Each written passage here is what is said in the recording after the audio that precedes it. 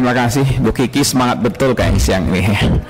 Terima kasih pimpinan. Assalamualaikum warahmatullahi wabarakatuh. Pak Menteri, Pak Sekjen, jajaran Kementerian KKP. Pertama tentu saya mengapresiasi ya semangat Pak Menteri luar biasa. Saya monitor terus di media sosial, di semua kegiatan ini semangat Pak Menteri luar biasa keliling Indonesia Pak Menteri. Dengan target terhadap pendapatan negara yang saya pikir ini luar biasa, kita harapkan bisa terwujud nih Pak Menteri ya. Kemudian yang berikutnya khusus buat Pak Dirjen Tangkap nih. Ini terus terang nih sama kayak Bu Kiki nih. Ini saya kritik Dirjen Tangkap ini. Saya terus terang ini 2 kali dengan Pak Dedi juga kita sudah mengunjungi pelabuhan Lampulo.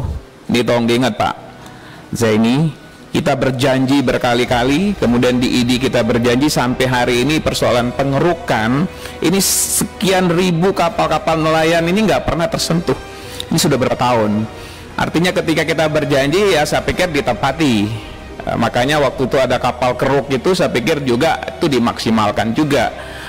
Jadi misalnya Kementerian KKP punya kapal keruk mana menjadi prioritas pendangkalan TPI terus terang ini kalau kita lihat ke sana sangat menyedihkan Pak Menteri.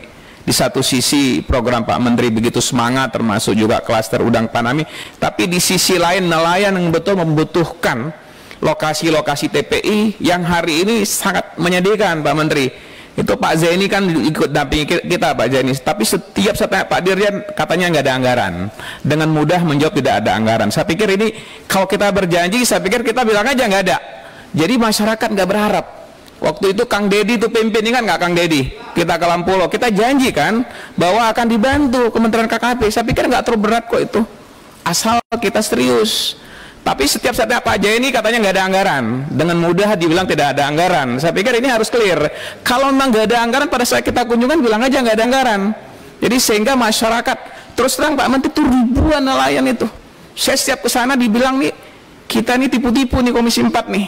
Jangan sampai kita datang tapi nggak pernah eksekusi. Saya tanya sama Pak Dirjen Tangkap, kata Pak Dirjen, waduh Pak Muslim kita emang nggak ada anggaran.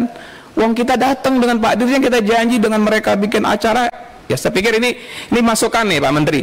Artinya beberapa pelabuhan besar di Aceh nggak banyak kok, hanya 2-3 yang kita sudah berjanji. Kalau memang ada kapal keruk, saya pikir nggak lama seminggu selesai itu.